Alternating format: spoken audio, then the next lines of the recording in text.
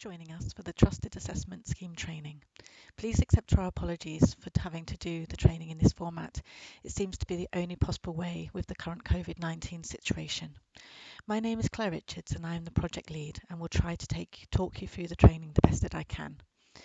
Trusted assessment in the borders was formally put in place in December 19 to help deal with the pressures faced at the hospital.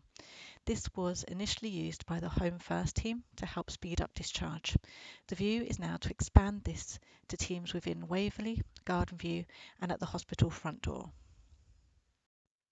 Trusted assessment schemes are a national initiative designed to reduce delays when people are ready for discharge from hospital. It is based on providers adopting assessments carried out by suitably qualified assessors working under formal written agreement. Those staff that carried out trusted assessments must have the qualifications, skills, knowledge and experience needed to carry out health and social care assessments and to formulate plans of care on behalf of adult social care providers. Trusted assessments can come from a variety of professional roles and can be carried out by a variety of staff.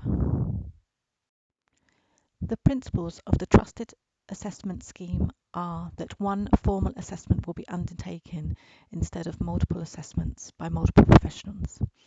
Assessments will be trusted by other professional services rather than just social work doing care assessments.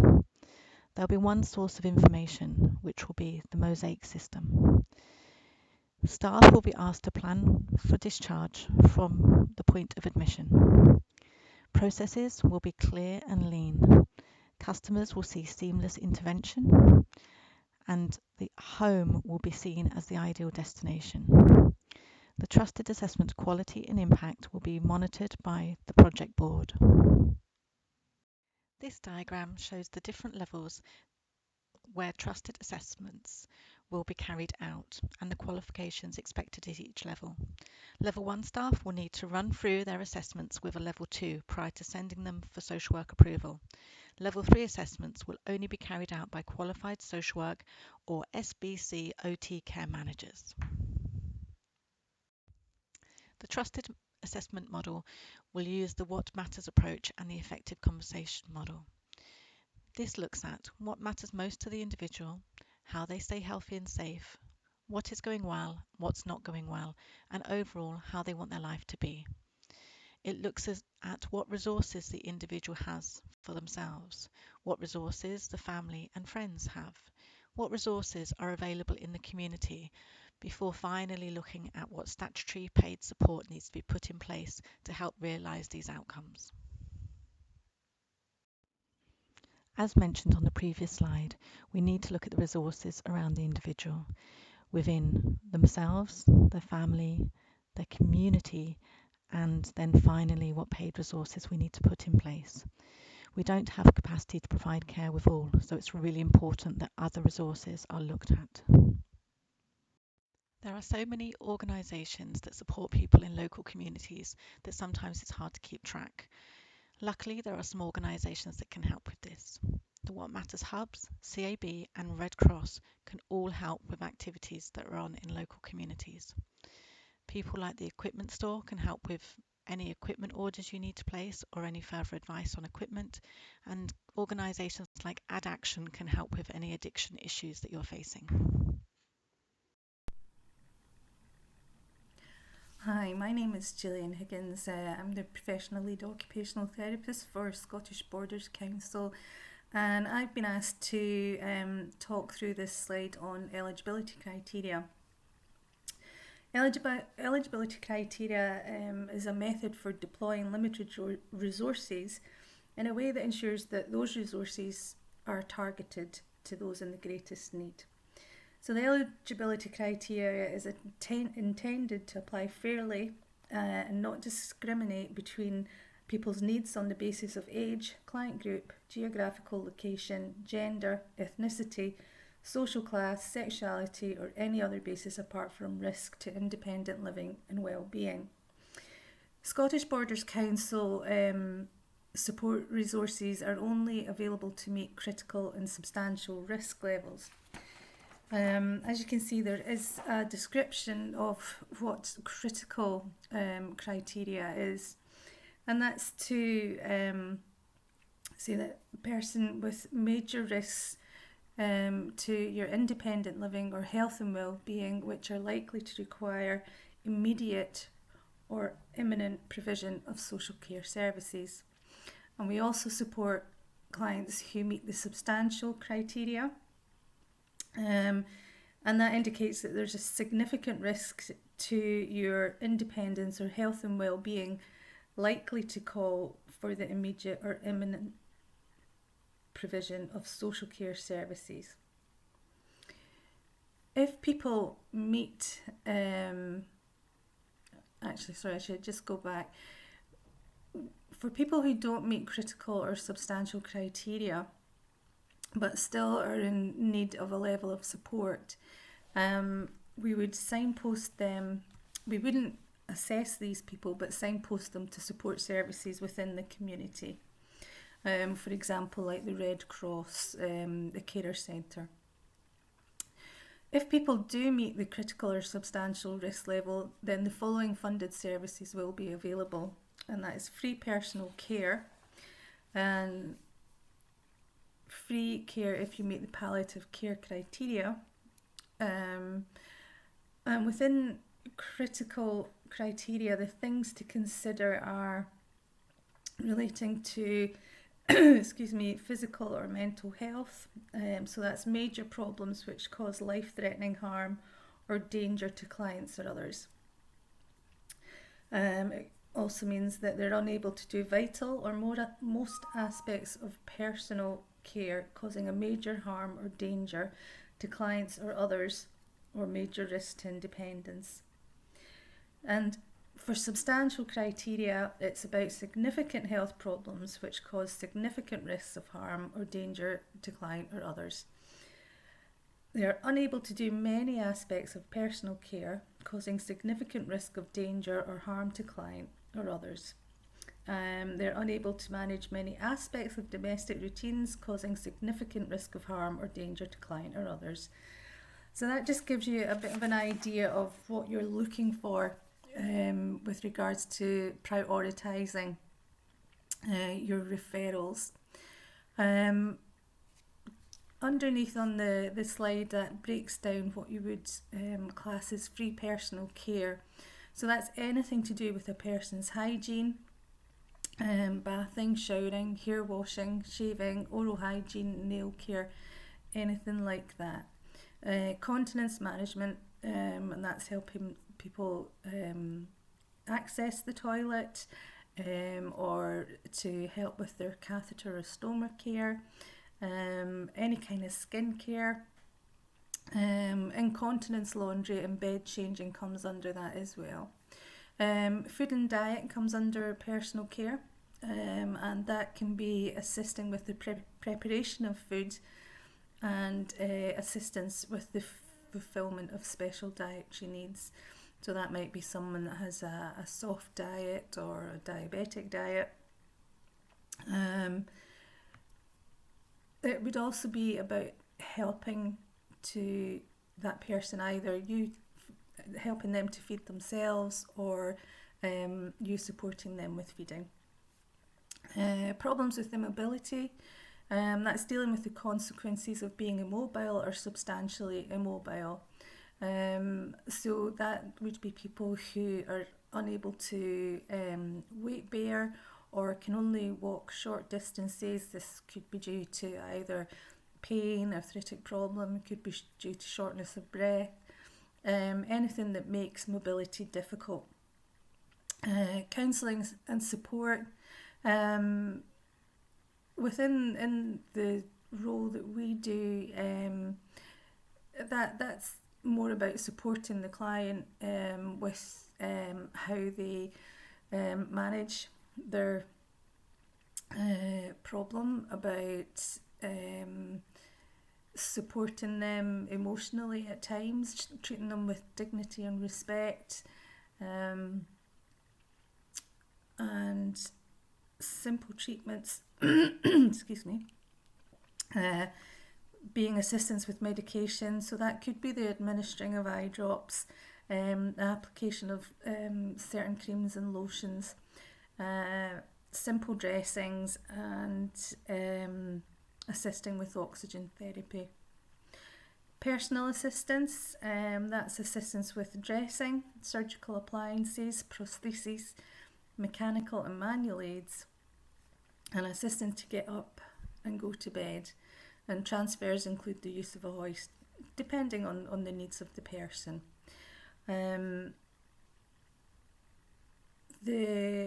That kind of covers everything for the eligibility criteria.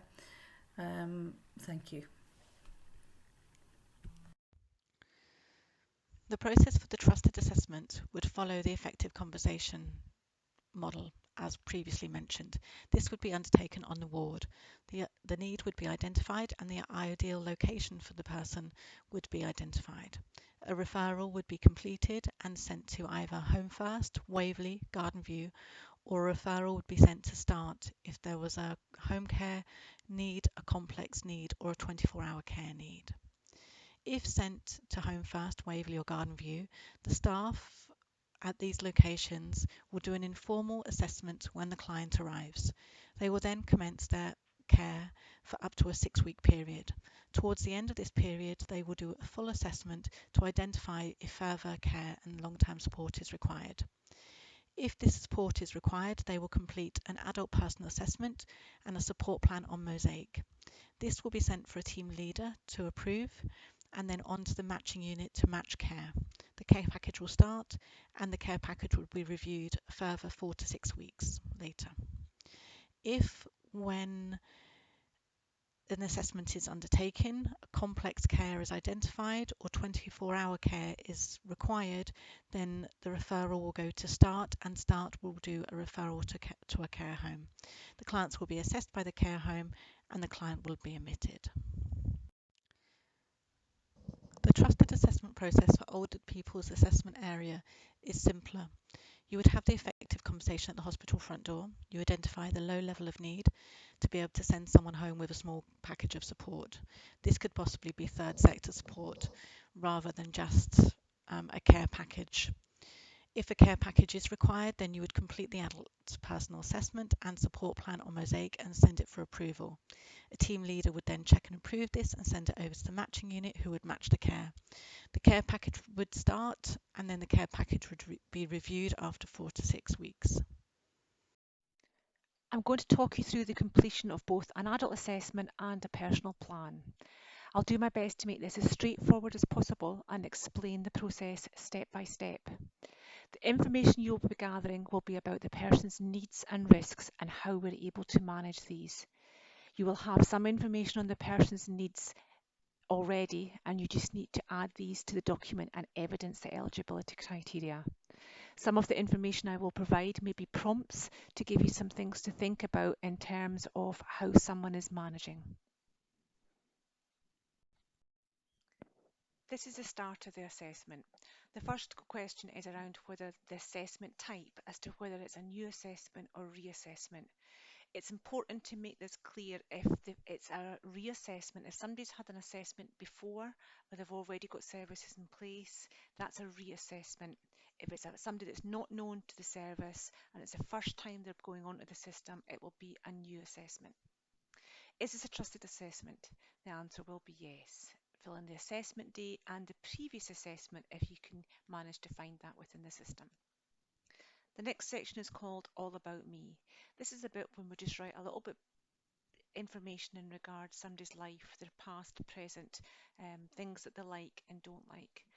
So you can write a brief summary in the About Me. What is important to me in my life? Again, it's asking the question to the person, what is important? Is it family? Is it their independence? What I would like to achieve from this assessment, it may be that the person is currently in hospital or possibly in Garden View or Waverley and looking to try and the outcome is that they want to return home to independent living. The next section is about health and well-being, staying safe and managing risk. Do you feel safe? This is about getting the person's view about how they feel about their safety, how they feel about risk and how they feel about managing their health, safety and well-being. It may be that somebody may have had a fall, and as a result they've lost confidence. So how do they feel about that? The next section is about, would you consider a fire safety check? We have to ask this question in terms of fire safety to make sure they've got appropriate checks or smoke alarms detectors, etc. in place. Medical history is about gathering information on somebody's medical history, their current medical conditions, any medical diagnoses, diabetes, asthma, COPD, if they've got a diagnosis of dementia, any allergies. Is somebody taking medication, and if so, what sort of support do they need? Are they independent, which would be a level 1? Do they need a prompt, which would be a level 2? Are they not able to understand their medication and would not take it unless it was given to them? That would be a level 3 in terms of administering it. There's also a level 4, which is usually seen as a PEG feed. Alcohol briefing intervention. This is a question that we need to consider if someone has got serious alcohol issues or if there's some concerns about alcohol intake. This will be part of the assessment and it would need to be completed. Personal care mobility, again it's in the two sections. The first part is about the person's view about how they manage their personal care and their mobility, and the assessor's analysis is to give you a description of how your view and the evidence you've gathered in terms of their personal care mobility. In terms of personal care, think about are they independent? Do they need assistance? Do they need assistance with some parts, or can they do some things independently? Toileting assistance, do they need equipment, grab rails, toilet seats, or are they independent? Continence care, do they need assistance to manage that? And are they using continence products? If they're incontinent, it's good to get a bit of information in terms of is that urinary incontinence or both. Skin integrity, how this is managed, how their skin is, and what sort of support they need in terms of application of creams. Meals mobility, you need to write a little bit of information in terms of how they mobilise. Are they independent, or do they have a walking aid? Is there equipment in place like a stand aid or arduous steady or hoist? Are they transferring independently, or do they need assistance by one person or two person? And transfers, we're thinking of maybe a chair transfer, a bed transfer, toilet transfer, and maybe in and out the shower. Can they negotiate stairs? How do they manage outdoors? That just sort of gives you an idea of some sort of information to think about. Meals and nutrition, again, it's in the two sections about how they feel about meals, and then it goes on to the next page in terms of assessor's analysis. Nutrition, think about, can the person eat and drink without assistance? Do they need any assistance? If they're in the community, can they prepare meals for themselves? Are they using a cooker? Are they using a microwave? How do they get their shopping? Are they able to go out and get it, or are they dependent on somebody else coming in? Same with prescription collection.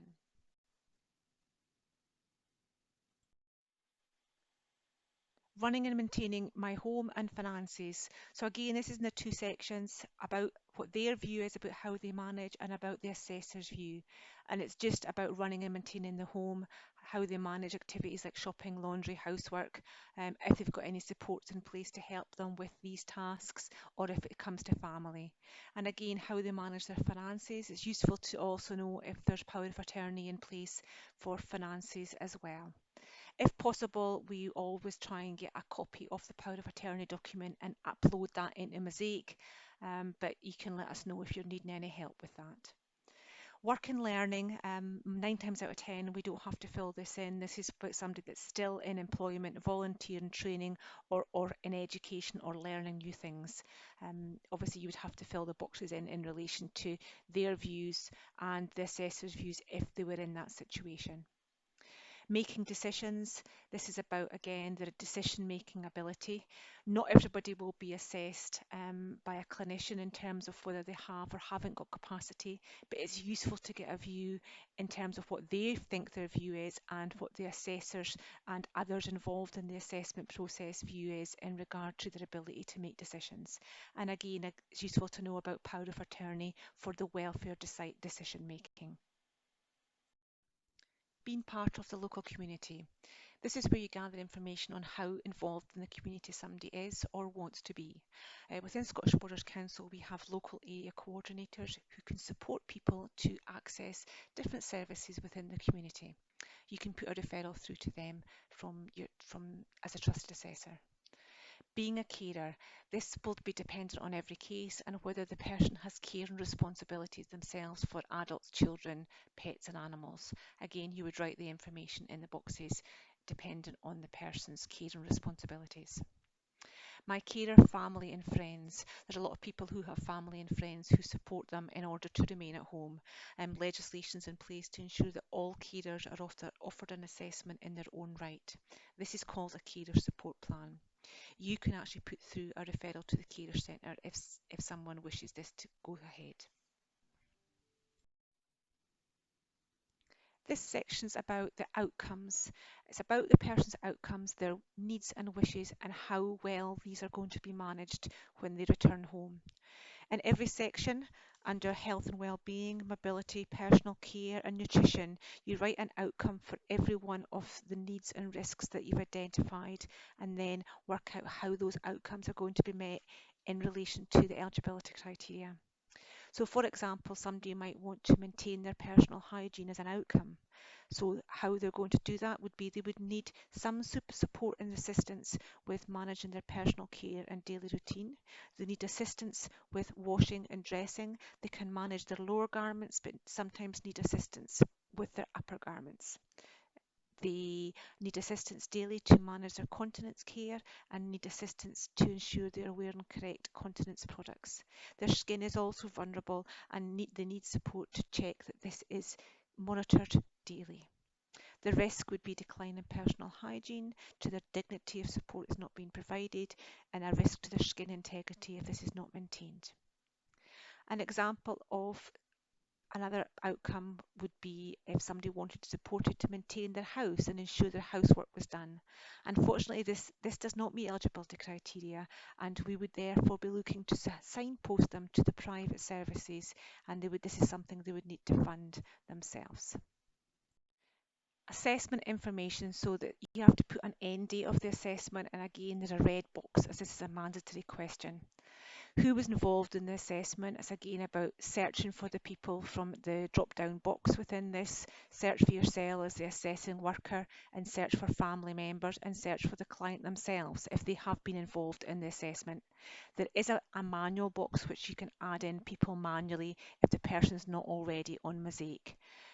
If a family member's not on Mosaic, we're meant to add them on, but again, you could maybe ask for advice from us in terms of doing this task if you had to add on further family members.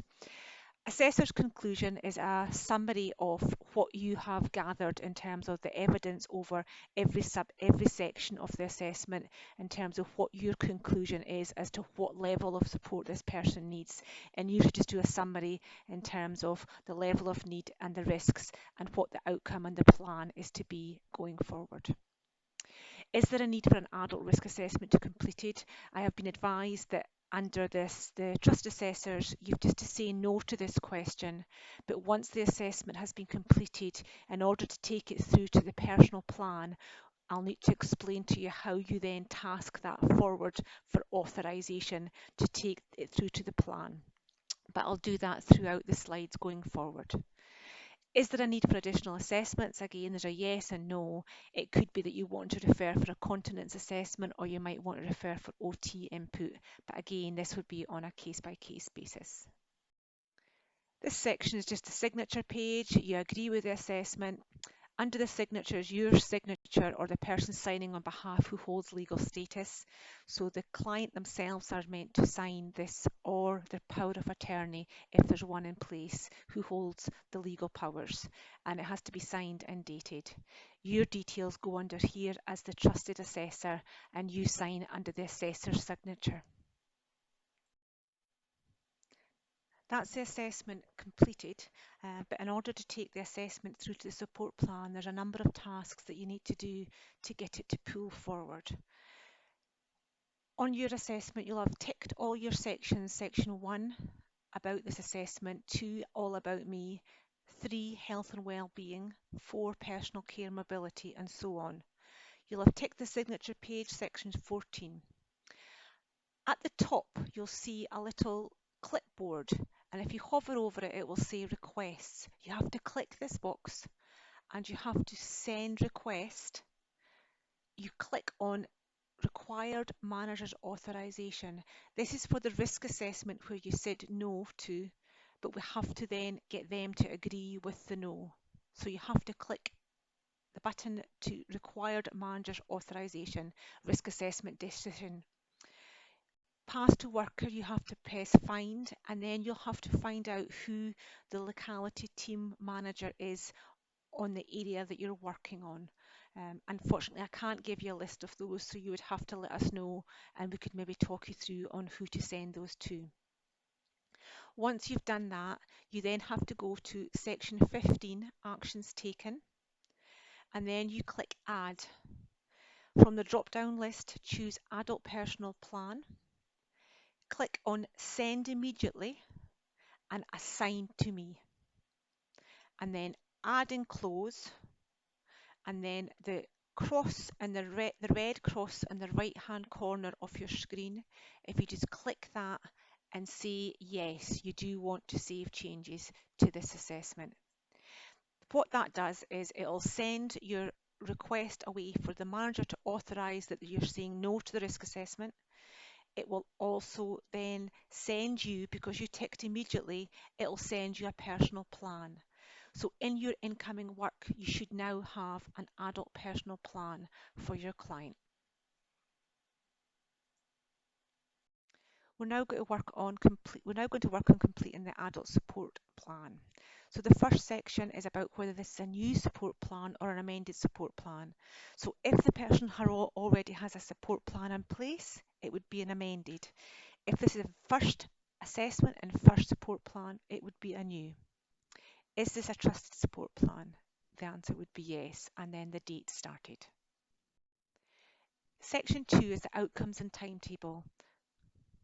This pulls through from the adult assessment that you've just completed. So all the outcomes that you wrote in your previous assessment should pull through to the outcomes in the section 2. The budget workings, we don't worry about filling that in because your role is to try and create the support plan. We'll then send this support plan through to the matching unit, who will then try and source care for you, and then on the back of that they will fill in the budget workings on your behalf. There's nothing to fill in on this page. This is about the individual budget, and the provider, the matching unit, complete this section on your behalf. The initiation variation information required. This is a question that is a mandatory, and we always say yes to this question. This information has the budget implications, and we need to notify finance in terms of what the budget commitment is. This document that is completed, which is completed by the matching unit on your behalf, so we have to say yes to this question.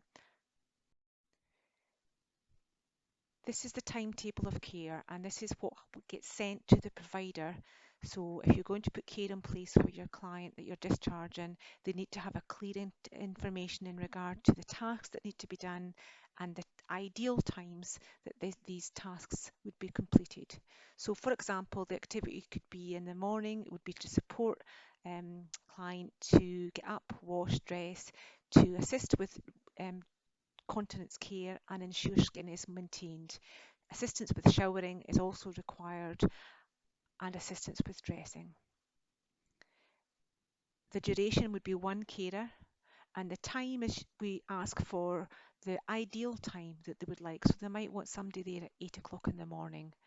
This is not necessarily meaning they will get a time at 8 o'clock in the morning, but this is give them an approximate time, and the matching unit will liaise with the family in regard to the exact times. The duration box is about how long the task would be. So for example, if somebody needed quite a bit of help in the morning with personal care and help with medication and help with breakfast, that would probably be half an hour, and that would be displayed as at 0.5. They need the assistance 7 days a week, so you would tick Monday, Tuesday, Wednesday, Thursday, and so on right till Sunday. The weekly total, so if it was half an hour, 7 days a week, it would be 3.5 in the weekly total. You would then go on to maybe a lunchtime visit, support and assist with lunch and ensure a snack is provided, prepare hot drink and prompt with medication at lunchtime. That might be maybe a 15-minute task. So you'd have the activity written, and under the number of carers it would be 1. Under the duration, this time it would be 0.25, and again the time would be possibly 12 o'clock. Again, that would be Monday through to Sunday. And this time the weekly total would be 1.75. And so on for a tea visit and so on for a bed visit. But it'll depend on each client individually as to the support and the care plan you're putting in place. In terms of an increase, the timetable of changes, it likely will be an increase. So you click on the increase button, and in the box here you write the increase of 7.25 hours or whatever the total hours. The table above will calculate the number of total hours for you, so you should be able to just copy that figure down below. Emergency one-off respite. This is probably a section you won't need to complete, as I don't imagine as trusted assessors you will be dealing with emergency work for respite. Section 4 is about managing your support, and again I would imagine the majority of the ones you're dealing with is the third one down. So you've got a direct payment, you've got an individual service fund, but the one that I think you will be dealing with will be your care manager will make the arrangements on your behalf, and this is what we call a social work managed budget. I will be managing this on my own. I will be asking others to assist me. It's usually I will be asking someone to assist me. Have you or your care manager identified any risks to your well-being and safety through the implementation of the support plan? Again, if you've said yes to this, you need to write what the risk is, who is at risk, and how you will use the support to manage or reduce this. Section 6, 24-hour permanent care. Again, I would imagine you won't be filling that in, so I would just ignore that one. Section 7 is a signature page. Again, from memory, I think it's a date. The signature page, the date completed is mandatory, so just put the date in and I agree with the support plan. Again, the client or the family member who holds legal status signs this page here and dates it, and you as the trusted assessor will write your details in this box and your job title. There's no need to complete section 8. This is auditing information which is completed by your line manager. That's your adult support plan now completed and ready to be tasked through for funding requests. So you've now completed sections 1 to 7. What you now need to do at the top bar again, there's your little task bar. If you hover over it, it says request, your little clipboard that you're looking for. So you click on that, you choose adult support plan manager's authorization, and again pass to worker. Again, you would need to find out who the team leader or assistant team leader is within the locality office to determine who you send that budget request to. You then just press OK, choose the person, and then once you've done, again, you just click the red cross on the right hand corner and say yes to changes. If you now go into your uncompleted work, it should be yellow, and that means that it's been sent through for authorization. What happens from there is it then gets sent through to the matching unit, who will try and source the funding and source the provider, and they will liaise directly with the family member. It's actually useful to write on the task bar when you send it through to tell the matching unit who the family member is that you're liaising with, or can they speak to the client directly. In some cases, you will find that the person that you're dealing with is already on Mosaic, in which case you just complete the adult assessment and the support plan. If it's a new case and the person is not on Mosaic, you need to create a person record, add a worker relationship of trusted assessor, and start the adult assessment step. If a person is on Mosaic and they have a closed case, which means somebody has had a care package in the past, you add the worker relationship of trusted assessor and you start the adult assessment step. If somebody has a service case, which means that somebody has a current stable care package in place with no current social worker allocated, Contact Mosaic Support and they will talk you through what to do. They will then give you instructions on what to do next. If the case is opened or serviced and only a minor tweak to the support plan is needed, you complete a standalone case revision process. Further support is available to help with these cases and will be detailed on a later slide. Once you've completed your personal assessment and your support plan on Mosaic, it will request that you send it to a team leader of a locality for approval. The different team leaders of each locality are listed below. All of those people carrying out trusted assessments and completing adult support plans and adult assessments will need to undertake online training for Mosaic. You will also be supplied with a Mosaic User guide and there's Mosaic Support available. Further training will be given at a later date on Elms, which is a website where you can order equipment, and on Strata, which will be used at a later date to automate the flow of referrals throughout the system. The next steps are to complete the online Mosaic training, ideally by the 30th of March. We'll then have a week, the week beginning the 30th of March, to answer any questions and give any further support that's required. The aim is to go live on the 6th of April. The reason for this really quick turnaround is so that we can get everyone up and running with trusted assessment as soon as possible to help deal with the pressures that are going to be faced during the next few months with COVID-19. We really appreciate your help with this. Many thanks. Thank you for your time today. I appreciate that doing training in this way is not the best scenario, but given the circumstances we're faced with at the current time, this was the only option. Thanks again. Look forward to working with you.